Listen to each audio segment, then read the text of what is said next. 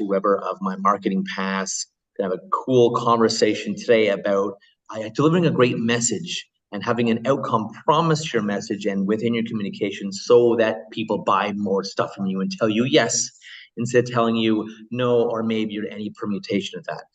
Ashley and I met and connected on LinkedIn. Like a lot of magic these days happens. He's a great man, and we jive. We have great conversations. So today we're going to have a great conversation with all of you about having a great conversation and great communication. We're going to talk about a bit of sales, a bit of conversions, and even sideways selling, which actually is, I would say, an expert at it, takes really well, and how not to piss people off when you're selling to them, how to actually close. And I'll say enroll. I use the words enroll, maybe a better thing to say, actually. Very cool. Very cool. Let's talk a bit, because we often have to start before a good sale with an outcome promise, with delivering a great message. And you and I were talking about this before. It's like how I'm tweaking my message from being fairly long and in depth to shrinking it right down. And because I'm great at being long-winded versus let's make it concise and understandable. And it's like, hey, I help business owners, established business owners, make a lot more money in a lot less time while avoiding burnout and stress and anxiety, maybe even having a lot of time to travel like I do. So let's talk a bit about that and what you've seen, where you've seen it go wrong with someone's outcome promise versus like people say, oh, I'm a lawyer, I'm a coach, I'm a doctor, I'm a real estate agent. I'm a web developer, whatever it is, and no one really cares. People often care what's in it for them. What have some been? Let's start with some mistakes. What have been some big mistakes that you've seen people make in communicating what they do and their value and trying to enroll people? Well, first of all, thanks for having me, James. Pleasure, brother. Pleasure. Absolute pleasure.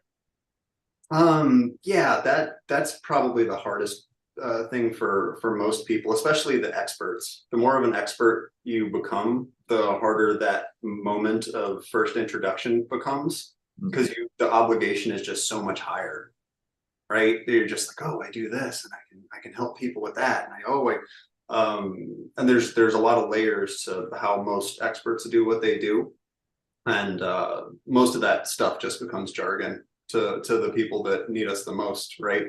The reason they need us is because those kinds of things have not been going well. So you start throwing out those jargon points, and what you're hoping is that, oh, they're going to start picking up on these things and say, I'm going to help you. But instead, they're just scared or overwhelmed. That's the deer in the headlight. You get that one? Oh, yeah. No, that's great. Oh, I love that. Yeah. That sounds lovely. That's so good. Good for you. You keep doing that. And we all do it. There's a transition that we go through. If entrepreneurs go, first we work for somebody else, and then we become an expert at something, right? And then at some point, you get the sneaking suspicion that you might be able to do this for yourself and make money doing it. And so you branch off, and then you start delivering your services for money. And next thing you know, you've created another job, and half the time it doesn't pay even as well as the first job. It's stuck. Working way harder for way less, exactly. Yeah, or they end up just it consumes. It's a job one way or another. And I think the big distinction between the success of those people is kind of how it's positioned. And there's the long-winded one is definitely a problem, and that one we were talking about that a little bit earlier. There's tons of examples of people. You go to any networking event, I've been, before the COVID stuff, I was my whole prospecting was based around going to events, and you could just hear the long-winded stuff, and you put up a wall. The other people, yeah, you're just brain shuts down, things go over their head. Yeah. The other issue, of course, becomes when you just go, yeah, I'm a lawyer, right? Well, that's equally as painful when somebody needs you, because it's not as useful as it could be, right? Like I'm a specialist in bird law, James. I do all kinds of bird law. Whatever your thing is, you want to make sure that it's exciting to somebody. My personal mistake, out of film school, I went to a film school, then got done with that and did the Hollywood thing for just a little bit and realized that I was not super into that. And so I started a video production company, and I freshly out of film school, I was going to every networking event I could go to, knocking on doors, and I would meet the people and go, yeah, I know. I have a degree in filmmaking and a minor in animation, and I shoot video production for your business, and we will do all the location production scouting. We will set all the things up. We'll film it with my Blackmagic digital cinema camera. We'll write all the script. We'll do the video processing, the color grading, the sound adjustments. We'll edit it into we'll do the lower thirds. We'll do all the dynamic text, and we'll get it ready for optimization. And Exactly. just the look on the face. So I was at a networking event. It was a holiday networking event, big gala. There was a lot of big seven-figure business owners there, and I was talking to this guy, and turns out he owned one of the bigger independent pizza kitchens in California or in Arizona. Mhm. And I tell this guy, I give him my whole spiel. He goes, "Oh man, we've been looking for a video."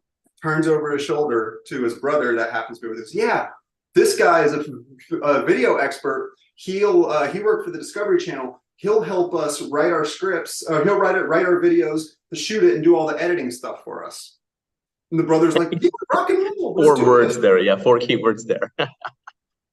And you realize real quickly that's all anybody wanted to hear to begin with. It's so true. And even myself, whittling down what I do. And I mean, I tweak it for, tweak it slightly to different people. But again, it's like working with established entrepreneurs. And really the crux of it is helping them make more money in less time, having more time for travel or whatever the heck they want to do. I resonate with travel, whatever the heck they want to do, and while avoiding overwhelm and burnout. And I think bringing it down to that level is powerful because to your point, it's what do people want versus, well, I do all this stuff, help you become influential and persuasive and this and that and melt away self-doubt and all that stuff is great. Yes, we melt away self-doubt and imposter syndrome and help you confidently communicate. But it's like, okay, I can confidently communicate now, great, so what? And to your point, instead of some people can connect those dots, yes, if I'm influential, if I communicate confidently, yes, I can. The business grows, more sales, more money, more free time.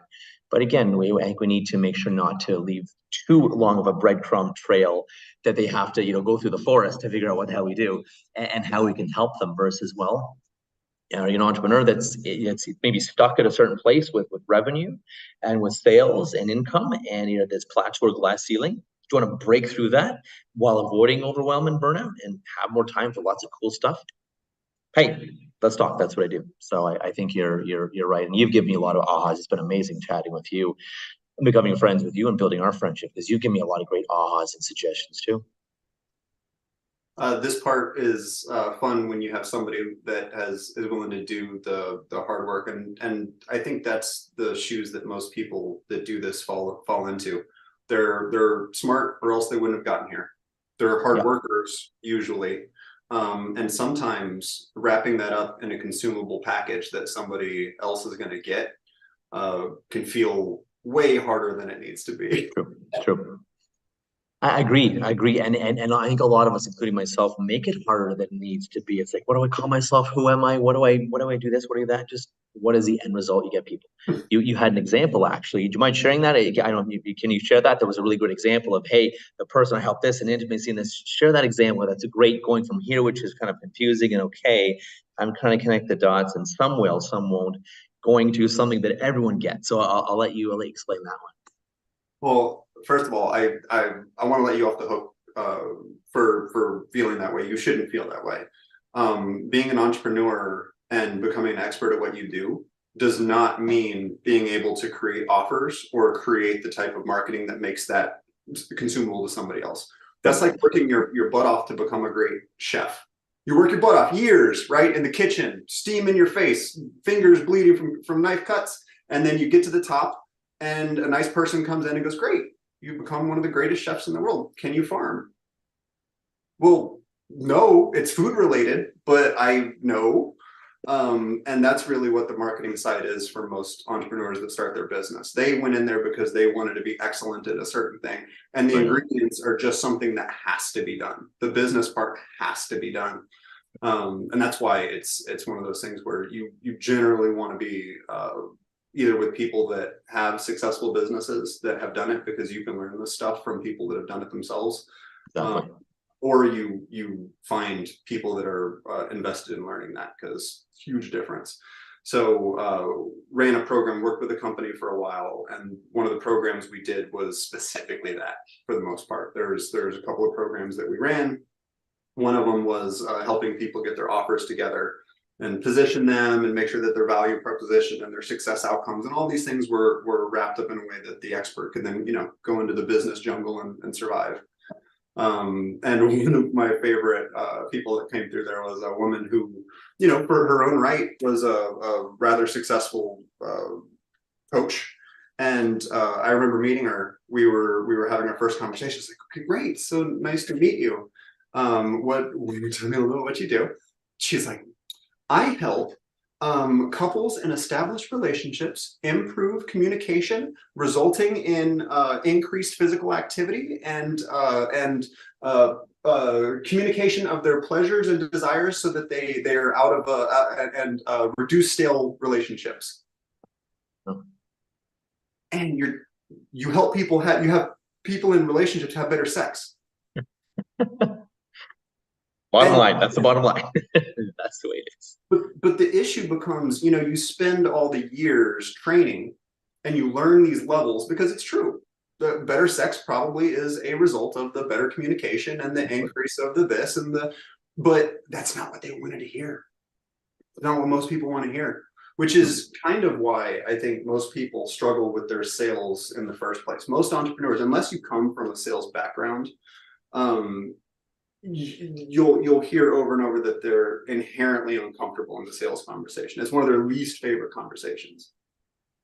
Fair, fair. And even me coming from a sales background, still, when I started my own business, it's still, I'm still growing. I'm still working on it. I definitely have a long way to go in sales, but it's just learning that. And to your point, I'm okay with the discomfort, but it's like getting better at the how and the process to sell or enroll and build. I mean, it's all about building relationships.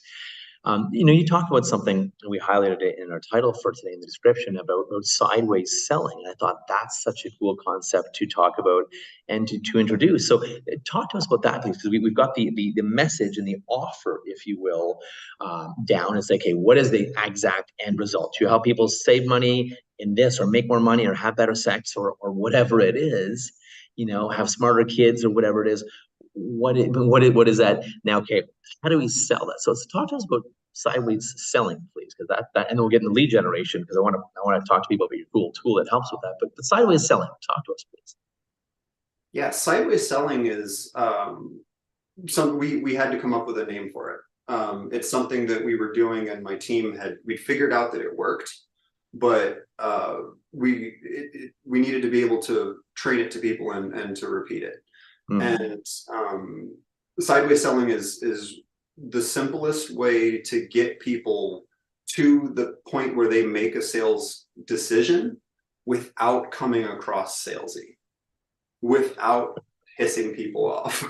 Yep. There's a lot. I've been there, done that in the past, and it's like, oh my God. And I'm sure a lot of us have. It's like, I don't mean to. I want to help, want to serve, but I've done that in the past too. And sometimes you're torn as to, okay, how do we help them make a decision and encourage them to make a decision now, because it's costing them a lot of time or money or energy or whatever. And human beings love to avoid, including myself, there's no judgment, love to avoid discomfort and put things off. So it's like, this sounds great and I can't do it. I'm not going to do it till blank time because of blank, usually lame reasons. Again, no judgment. I've done it too.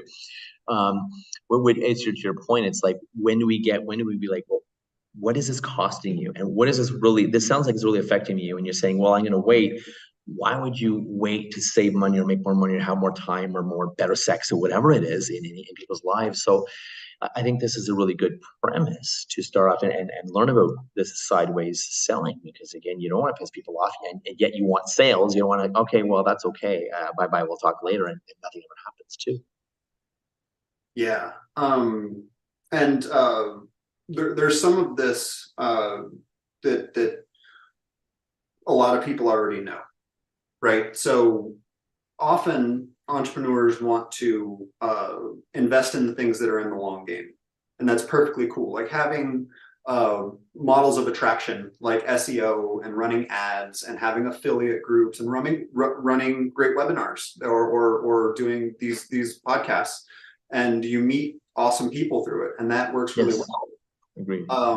But sometimes when you are in a position where you need to sell quickly, which most of the people that we work with, right, they need to make sales. They need to actually get in front of the people that need what they do. And that's where they get the most, they either get super salesy. They're just like, hi, if you need to, if you haven't gotten your your refund from the government, I can help you. I don't know how many of those you get, but I've both received those and helped those people get their mark. I'm sorry, I'm guilty. I help them sometimes. But the way to actually do it is the opposite. So there's 3 rules to sideways selling. And if you don't break these 3 rules, you're going to instantly have better conversations. Number 1, be the most enthusiastic person in the conversation. I like that. Bring it to a 10. You're the most enthusiastic person there because they will have to match your energy. Sure. Number 2, be the most grateful person in the conversation. They're spending their time with you. Oh my gosh, thank you so much for coming. Oh my gosh, what's that like? Tell me more. There's a spirit of gratitude that goes into sideways selling. And the third and most important, don't sell. Don't sell. Don't sell. Most people that do what we do run a call me model, meaning most people don't make a purchasing decision on the website or independently. They talk to you first, right? And so if the decision is made there, why start selling until the point where they're going to make a decision? So up until that point, I am not my services. I do not approach people as running a marketing company, because yes, I do. But I am a CEO of a company that just so happens to deliver world-class marketing. So when I meet people on LinkedIn or when I meet people out in the wild, I meet them as a CEO, not as a service provider. Because if you approach them as a service provider, that will always inherently be a confrontational exchange. The energy of approaching people as a service provider is inherently confrontational. Fair. I mean, it's like, you know, the phrase, you know, you're selling success or buying bullshit comes to mind for some reason from one of my mentors. But your point, it's like, hey, instead of hey, what can I give you? How can I give? It's often people come into what can I get from you? Usually it's money. I'll give you my services, love to help, but I need to get money. It's more of a get, coming into a conversation to get something versus how can I give? How can I give? What can I give? And how can I support? What can I learn? And what I like that too. Those are the questions I want to know. What can I learn and who do you know? Because if I can get somebody on mission with me, then the sales conversation becomes a gap that they fill themselves. Fair. Because like NLP, if they say it, it must be true. Fair. Yeah. If they themselves say it, exactly. I like that. So the big 3 is never be selling. No, number 1 is you got to always open it. You're always the most enthusiastic person. Most enthusiastic. And then, of course, be the most grateful person in the room, and then no selling. I love that. Now, I think if someone's going to say, well, no selling, well, how do I close them? How do I enroll them? That's the match. So I'd love to hear your thoughts on that, because I think that's what people are going to be thinking. Yes. And that's the best part. Because we aren't going to sell. We are going to have a series of agreements. Right? So we are going to agree that we met on LinkedIn, as an example. Or we met at a networking event, or you're a referral from Doug. Oh yeah, you're friends with Doug. Doug's great. Welcome. We're friends now, right? Or we're connected on LinkedIn. Yeah, thank you so much for accepting my connection. We agree. We agree that you're in X industry. Oh wow, you help people, you're a coach? You help people with ABC? Wow, what's that like? We're gonna talk about what they do as much as possible, right? Because we want to talk about them. And then we get them to agree that they have X challenges. And that takes a little bit of, right? But when somebody's talking about what they do, right? I do websites and automation and copywriting and all kinds of stuff for people. So if we're talking about their stuff and I look at their website, like, wow, your website's really cool. Did you notice that your button doesn't work here? Or, hey, look, did you see that your deal is expired here at the bottom? And then they go, yeah, I have this guy that we work with and he's cool. Like we like him and all, but sometimes it takes him a while to get the stuff fixed. And I'm like, dink, got it. What else does, and so I'm going to follow. So now we agree you have X challenge. The very important agreement. Then I need to get them to agree that that's costing them X amount of dollars a year. Or time or energy, but usually in ultimate in the dollars, right? Whatever the cost is. And if we can agree with that, well, how do I know? I just so happen to be an expert in my field. And then this is where my authority comes in. This is where you bring in the authority part of your conversation. In my case, I wrote the book on sales and marketing. Yeah, no, it's a real book. It's not written by 8 people. It's not full of blank pages. You can buy it on it. Yeah. The book. I wrote the book on. So your authority, I'm certified in whatever. I'm the #1 XYZ in ABC. I've helped 100 people do whatever your authority point is, right? Lay it in. And then we're going to agree that I just so happen to have an offer that's the perfect fit for your challenge. No, I work with people just like you every day. I actually have an offer. It's exactly to help you with the thing that we just got you agree. And then we agree it costs less than what your challenge is currently costing you. And then the question goes, so what do you think? How's that sound? Yeah. And the first one who talked loses. And nobody was salesy. Nobody was pushy. Nobody got anybody into a bad place. But that conversation naturally unfolds. I like that. And often to your point that I'll reframe, the first person who talks loses, but the first person who talks often will talk them out of it. I know what you mean because I've heard that for years too, and I get it. But often our salespeople, we just want to jump in, and usually that'll kill the sale. We talk ourselves. So it's a shut up and listen, because often we talk ourselves out of the sale once we've said. So what do you think? Is this worth pushing through and be able to have this and this? What do you think? That's a really, really valid point. I love that. That's a short, sweet, and concise. And like I said, lots of energy, the most energy, the most gratitude, and no sales. And just, hey, again, and so what I think I heard was just basically agreeing, where we met, agreeing that we're both business people, or agreeing whatever our roles are. I think I also heard agreeing and just asking questions, asking more and more questions versus thinking, okay, shut up so I can now pitch you. It's just changing that mindset. And again, because that's what can I get? Let me pitch you so I get something. What could I give? What can I learn? And just asking more and more deeper questions. I actually did that on a call today too with someone who was like, no, I'm fine in that area. I don't need any in that area. And then asking more questions and things come up. Oh, there is challenges. There's this or there's that or this. I'm like, okay. As you start to share, as I feel as I open with my vulnerability story of where I went from being bullied and picked on and head through plate glass windows and obesity issues and depression, anxiety issues, to having these massive learnings and shifts and transformations. And this is who I am now, and this is why I teach this stuff. That alone, I think, will create an authentic conversation, such that when you ask them for the challenges, oh wow, so we agree these are challenges. And to your point, what does this cost you? What is the cost of either time or money, energy? How bad is the sucking, basically, essentially? And wow, that's a lot of money or time or energy. It has cost you, it's costing you, and it will cost you in the future. I actually, that's exactly what I help people do. That's what I help people do. And it's only going to cost you this. The results in the end are going to be, again, maybe better sex or more money or more time, less stress. What if you could tell us, like, if the answer to the question, what does it cost not to work with me, is your marriage, then that decision becomes instantly easier. Wow. Fair. I like that. Talk to us a little more about that, because I don't think that's a lot of people what they end up because it may not be a marriage, but you're right. Say it again, because that's really important. What is it costing you? What would it cost you not to work with me? Is that what I heard? I like that. My offer sales coach, once upon a time, she's known as the queen of sales, and she earned it. She always says when people ask her, how much should I charge for my offer? I'm an XYZ coach. How much should I charge? And her answer is always, how much does it cost them not to work with you? And because it sticks you to your value proposition, it anchors your success outcome.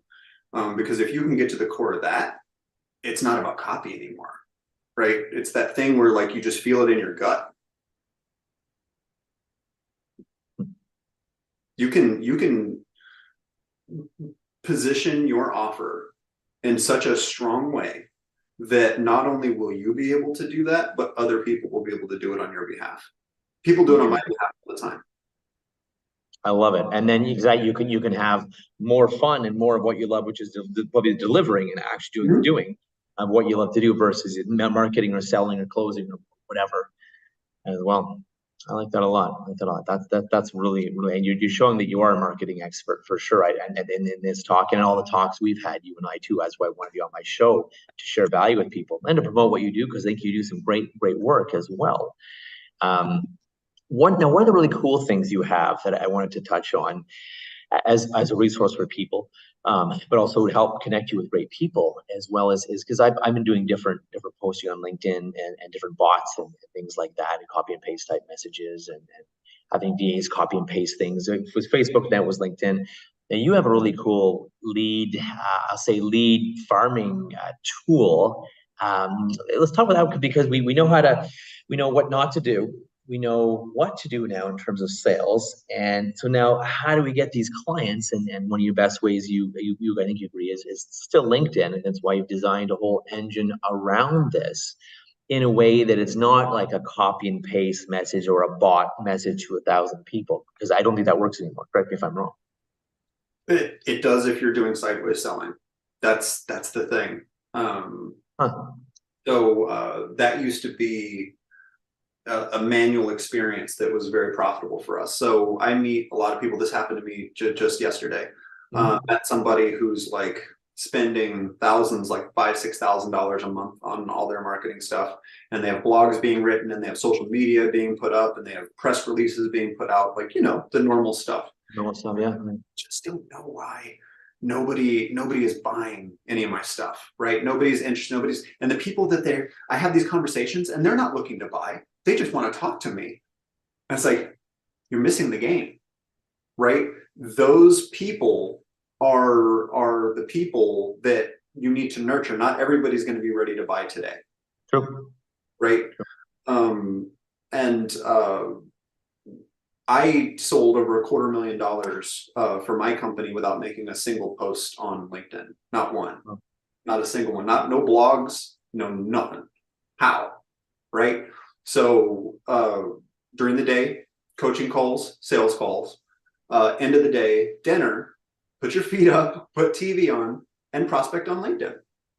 Right? So for quite a while, you take your laptop, you have a document and a spreadsheet, and you have Sales Navigator, and you go into Navigator and you pull a list. And it takes a while to learn how to pull lists properly, but once you get kind of good at it, you go through and you copy paste these messages to all the different people that are in the lists, and you get these connections, and then you use your spreadsheet to follow up. I think, didn't I show you my spreadsheet? I had that nuts spreadsheet just yes, that's right. And at first that was all manually done. And then at a certain point, right, we got to where we were automating it, right? So then when a new lead would come in, it would be fed to the spreadsheet. One thing becomes another.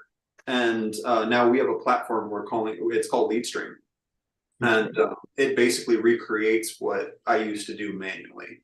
So it will actually, you feed it with the audiences, and part of the service, it's not just the software, right? Because we've been doing this for a while, and we have certain things that we can do pretty reliably. It's like one of those, and you probably have noticed this as a business owner, where there are certain things that you reach where once you've reached it, it becomes really easy, right? Like you could just, even if you lost everything, you could just go back and get to where you and start, and start to hit the ground running, so to speak. Yeah. One of the things that I figured out is how to do leads.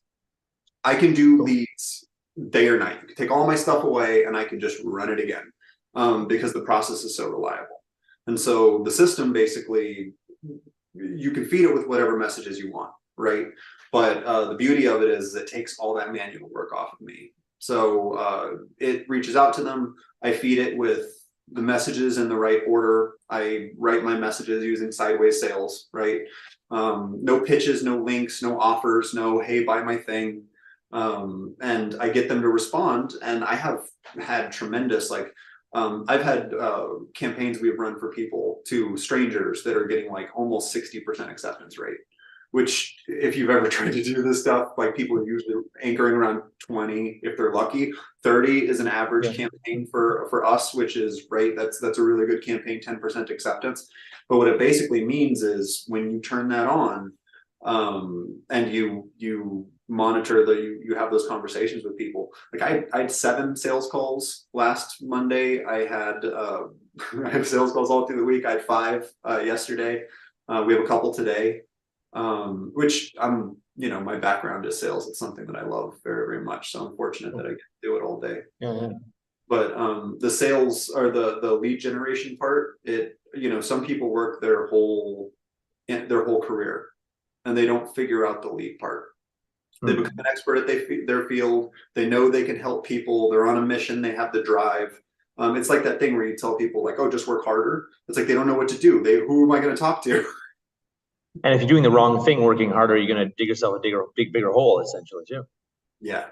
So the lead generation stuff, for all the people out there, if anybody is waiting for their ads to make this, unless you're selling a widget, right? If you've got some body butter bar, we help those people. We do the products and we do the e-commerce shops and all that. So this, a lot of these principles are still right. When you're writing copy, you still want to use sideways selling. You still want people to connect the dots. You still don't want to be pushy. You still want to use the proper sales angles that are appropriate for the audience. But this is pretty much for the coaches, for the service providers, for people that are high ticket offers. Anybody who has a call me model, anybody who 80% of your sales or more have a conversation before you do it. Sideways sales is hands down the way to do it going forward, because everything else becomes noise. Very cool. I love it. I love it. And then, like you said, it's only a few steps. Be the most enthusiastic person in the room. Be the most grateful person in the room. No selling, and then to your point early, it's just like ask questions, ask lots of questions, ask more questions, get great questions, and get them to agree on the challenges. And so that it sounds like, so these, if I'm hearing it right, these are the challenges you're facing. Well, you know what? That's exactly what I help people with. And this is how it would look to work together. Here's the price. Here's how long it worked. This is what the outcomes of them are. What do you think? Would this be of value? I guess, although I missed what is this? Maybe that's an unconscious thing too. I missed what is this costing you? There we go. What is this costing you? And how much more is it going to cost you if we keep doing this? Wow, that's a lot of money. Guess what? My product is only $10,000, $20,000. That could be a fraction of what it's costing them or what they're spending. Yeah. Well, there you go. And then it's like, what do you think? And then shut up. Did I hear that all right? Did I get that pretty good? Oh, yeah. And there's a couple things, when you do this enough times, you realize that this is the first part, right? This is how you get to the part where you ask somebody to buy. But what a lot of people will sometimes not realize is that you don't become a salesperson until the first time somebody says no. Up until then, you're just an advocate for the product and an advocate for the conversation, right? But it's once somebody says no, what do you do? Right? Like, oh, I can't. What do I do? Yeah, where do we go from here? How do we get them to it? Other than saying, hey, are you open to another conversation? That maybe we could possibly turn this into a yes. And if they're no, then great. If they're open. Yeah. But they try to get off the call. They give you the old, you know what, I get it, but I really need to talk to my wife, or I really need to talk to my husband, or I really need to talk to the tooth fairy, or my dog, or my cat. Exactly. Gotta wait till the sun is blue, or the moon is pink. And then at that point you become the salesperson. You have to confidently say, look, I completely understand. My significant other is exactly the same way. I don't know if yours is anything like mine, but they trust me and they want me to have the tools and resources for me to do what I need to do. Did they know that you were on this call today? Awesome. And if this all worked out for them, do you think they would have second reservations about this? No? Awesome. Well, let me share this with you. Did I mention that we have a guarantee? You see how I rolled right into my risk reversal? Yeah, that's right. There's no risk. Why would I there's all upside. Why would I not? Why would I? Because you're right. There's a lot of people I think hear those objections. Got to talk to my cat or my dog, or wait till some unforeseen time in the future when they'll probably put it off again. Or and I mean no disrespect to anyone, but I'm sure all of us entrepreneurs hear this and have heard this to your point. It's like, well, I have a significant other. They trust me, and they don't know really a lot about what I do, so they're not the best person to ask and to run this by, anyways, because they don't know really about what I do and what would work with me or not. Are they an expert in marketing? Are they an expert in whatever? Would they give you the best? The best suggestion here. And again, like I said, I have a money back guarantee. It's costing you this much. There's no risk. It's all upside. I heard that it's costing you this much, and it's only cost you this much to fix it. Is that worth going through? Do they trust you to make a good decision because this is your business? Mm-hmm. And there's all kinds of little mechanisms. I mean, you studied NLP, right? There's the tonality. There's making sure that we're not placing blame, right? We're not saying, oh, they can't make the decision because they're ignorant, right? We're saying we understand, and if they're anything like ours, right, we're building a bridge, and then we're saying mine wants me to have the tools I need, right? Okay, we've made an agreement there. Also, if, right, we're using projection, if this all worked out, would they have any reservations right now? Well, no. Okay, did I mention I have a guarantee, right? There's a couple of steps in between these things. And just like 80-20, right? If you do this and you're mindful about your experience and you aren't salesy, right? Because all the time people get on calls with me and they're like, I never get on these calls. I don't know how I got here. And I'm like, yeah, isn't that weird? Yeah, anyway, you're in what industry? Right? Right into the thing. And then I have people checking out and they're like, I told myself I wasn't going to buy anything when I got into the, and it's not because I'm not a used car salesman. I'm not, right? But I know that if we got on that call, it's because I put you into the audience that, right, you own a business of a certain size. You are the founder, CEO, right? You are a certain title, and your company has X amount of employees because it's validated by LinkedIn. So I don't have to be salesy, unless you lie. Yeah, fair, and it's that, and I think it takes all the pressure off to be salesy or to hard close, and because I don't like doing that either. I want to empower people. I love teaching. I love speaking. I love supporting entrepreneurs to go higher and just to unleash your potential so that they can make more money and have more free time without burnout and overwhelm, and find more purpose in the world too. I think we need, a lot of us need to find more purpose in the world versus just the rat race that's been engineered over time of work to make money, to buy stuff you probably don't need, to make more money, to pay for a house, to eventually retire, maybe have a little time to live, and then we die. I think life is more than that. That's for sure. No, and those people, they desperately need help. And so when you sideways sell, it's like we have to use the word sell in the phrase, or else people don't understand what we're talking about. Like sideways talking, yeah, exactly. So, but I think the operating thing is like this is a philosophy for people who don't want to sell, who don't want to be salesy, but still want to close deals. We still have to close deals. Correct. Have conversations. And so practice, and remember that if you ask enough about someone else, they will almost always eventually reciprocate. If you talk about them and talk about them and talk about them, most people will eventually catch on and go, oh my gosh, psycho, I've been talking. No, tell me about what you do. Tell me about you. And guess what? Actually, I help people like you. Unless they're a psychopath. Or a jerk, and you may not want to work with them anyways, right? No, it's a psychological thing. A certain percentage of the population are psychopaths, and that's okay. Like, they're still functioning people. They're not going to stab you, but they'll never ask about you, right? And so just be mindful that, like, if it goes far enough, you have to be able to take control. But otherwise, most normal people, if you make the conversation about them long enough, they'll eventually give you your opening, and you don't even have to push. Ta-da! I love it, and there we are. Love it. And this has been amazing. We should do a part 2 summit, but this has been so valuable in this small amount of time. I greatly appreciate you helping me give value to people and helping business people be more successful. And I mean, with lead pass, guys, check out Ashley's lead pass, Lead lead stream. stream. Yeah, Sorry, yeah, lead stream. lead stream. I'm seeing marketing pass and leads, and my brain Yeah. decided to put them together. Lead stream. Thank you. But how can people find out more about you if people want to have it? Because this is just great.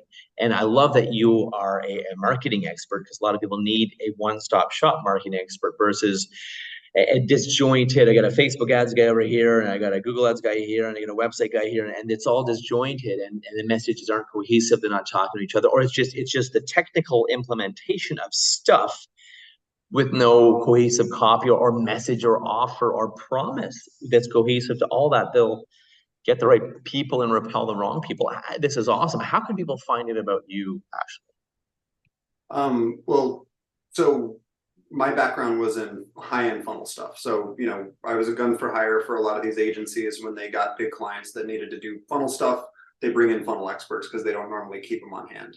I didn't really love the agency experience, either from what I saw when I was inside of it or when I had to hire them to work on my few first businesses. So I founded a company called My Marketing Pass that does unlimited on-demand marketing, no hidden fees. So we have unlimited graphic design, unlimited print design, unlimited website work, website development of every color, shape, and size. Lightning fast, world class, built on the platform of your choice. We do all of the copywriting. We've been doing this for a really long time, before AI was a thing. My focus in film school was screenwriting, and so it's weird how many of the persuasive anchoring and screenwriting works exactly as copy. So Very we take cool. Very cool. very, very seriously. You do what works. Yeah, persuasive, high touch conversational copy will make people money, and so that's what we make. And then we do all the automation, which is my technical background. Is we build funnels, we build automation systems, we do all the API integrations, we do advanced pipelines.